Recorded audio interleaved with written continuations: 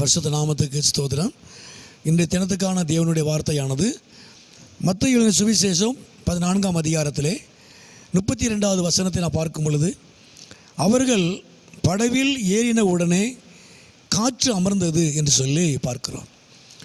ஆண்டவராக இயேசு கிறிஸ்து சீசருடைய படகுல ஏறின உடனே காற்று அமர்ந்தது என்று சொல்லி பார்க்கிறோம். இந்த நாட்களில் அந்த படகுங்கிறதான நம்முடைய வாழ்க்கையில் ஆண்டவராக இயேசு கிறிஸ்து வரும்பொழுது நம்முடைய வாழ்க்கையில் இருக்கிறதான காற்றை போல, நாம் அமிழத்தக்கதாக இருக்கக்கூடிய காற்றை போல பிரச்சனைகளையும் போராட்டங்களையும் அவர் மாற்றுவதில் அவர் வல்லமையான ஒரு தேவன். இதை முந்தின பதில் வாசிக்கிறோம், காற்று பலமாக இருக்கிறதை கண்டு என்று சொல்லி பார்க்கிறோம். அது இன்னொரு கோணத்தில் இதை நம்ம தியானிக்கலாம். ஆனால் குறிப்பாக அவர்கள் இருந்த படகுல இயேசு கிறிஸ்து ஏறின உடனே அவர்களுக்கு எதிராக இருந்த அந்த காற்று அமர்ந்தது.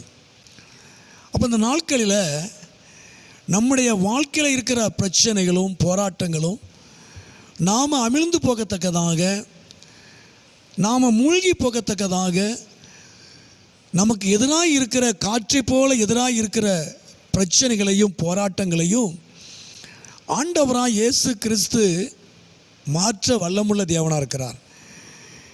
நம்முடைய வாழ்க்கையிலே அவர் வரணும். நாம் சொந்த இரட்சகராக நாம் அவரை ஏற்றுக்கொள்ளணும். நம்முடைய வாழ்க்கையிலே ஆண்டவராக இயேசு கிறிஸ்து வரும் பொழுது, நம்முடைய குடும்பத்திலே ஆண்டவராக இயேசு கிறிஸ்து வரும் பொழுது, நாம் அவரை ஏற்றுக்கொள்ளும் பொழுது நமக்கு எதிராக இருக்கிற எல்லா காரியத்தையும் ஆண்டவராக இயேசு கிறிஸ்து மாற்றுவார்.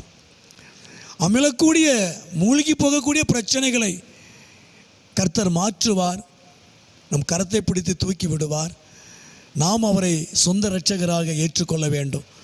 நம்முடைய வாழ்க்கையிலே, நம்முடைய குடும்பத்திலே நாம் அவரை ஏற்றுக்கொள்ள வேண்டும்.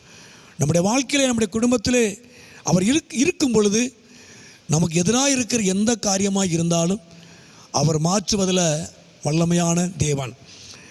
அதே போல தான் லூக்கா எழுதின சுவிசேஷத்தில் வாசிக்கிறோம். அந்த 5ஆம் அதிகாரத்திலே 5ஆம் வசனத்திலேயும் 6ஆம் வசனத்தை வாசிக்கும் பொழுது, ஏன்னா வெறுமையாக இருந்த படகு என்று சொல்லி பார்க்கிறோம், தெரிந்த பகுதி. ஆனால் ஆண்டவராக இயேசு கிறிஸ்து பேதுருடைய படகிலே இருந்தார். இயேசு கிறிஸ்து இருப்பதற்கு முன்பதாக அவருடைய படகிலே, அவருடைய பிரயாசத்தில் வெறுமை இருந்தது, ஒன்றுமில்லாமல் இருந்தது. ஆனால் ஆண்டவராக இயேசு கிறிஸ்து அவருடைய படகில் இருக்கும் பொழுது, அவருடைய வார்த்தையின்படியே அவன் செய்யும் பொழுது திரளான மீன்களை பிடித்தார் என்று வேதத்தில் வாசிக்கிறோம். திரளான ஆசீர்வாதங்களை பேதுரு பெற்றுக்கொண்டான். அப்போ உண்மையாக அந்த நாட்களில் நம்முடைய வாழ்க்கையிலே, நம்முடைய குடும்பத்திலே ஆண்டவராக இயேசு கிறிஸ்து இருக்கும் பொழுது நம்முடைய பிரச்சனைகளுக்கு, நம்முடைய போராட்டங்களுக்கு ஒரு முற்றுப்புள்ளி வைப்பார். அமிழக்கூடிய மூழ்கி போகக்கூடிய நம்முடைய வாழ்க்கையை தேவன் தூக்கி நிறுத்துவார். வெறுமையாக இருந்த நம்முடைய வாழ்க்கையை தேவன் நன்மையினால் நிரப்புவார். எப்படி பேதுருடைய வாழ்க்கை நன்மையினால் தேவன் நிரப்பினாரோ, அதே போல் தேவன் நம்முடைய வாழ்க்கையிலையும் நம்முடைய குடும்பத்திலும் தேவன் நன்மையினால் நிரப்புவார். ஆனால் அதற்கு நாம் அவரை ஏற்றுக்கொள்ள வேண்டும். நம்முடைய குடும்பத்தில், நம்முடைய வாழ்க்கையை நாம் அவரை ஏற்றுக்கொள்ள வேண்டும். அவரை நாம் ஏற்றுக்கொள்ளும் பொழுது நிச்சயமாக தேவன் பிரச்சனைகளை, போராட்டங்களை மாற்றுவார். நம்முடைய வெறுமைகளை கர்த்தர் மாற்றுவார். நம்மளை தூக்கி நிறுத்துவார். திரளான ஆசீர்வாதங்களை, நன்மைகளை நாம் பெற்றுக்கொள்ள முடியும். அவர் ஆசீர்வதிப்பார். அவர்கள் படகுல ஆண்டவராக இயேசு கிறிஸ்து ஏறின உடனே காற்று, பலமாயிருந்த காற்று அமர்ந்தது. இந்த நாட்களில் ஆண்டவராக இயேசு கிறிஸ்து உங்கள் வாழ்க்கையில், உங்கள் குடும்பத்தில் வரும்பொழுது உங்களுக்கு எதிராக இருக்கிற எந்த காரியமாக இருந்தாலும் ஆண்டவர் நாட்களில் மாற்றுவார். உங்கள் வெறுமைகளை கர்த்தர் நிறைவாய் மாற்றுவார். உங்களை ஆசீர்வதிப்பார். அவர் நாமத்தை மகிமைப்படுத்துவார். ஜெபம். எங்களை அதிகமாக நேசிக்கிற நல்ல பிதாவே, அருமையான ஆண்டவரே, இந்த நேரத்துக்கு ஸ்தோத்திரம் ஆண்டவரே.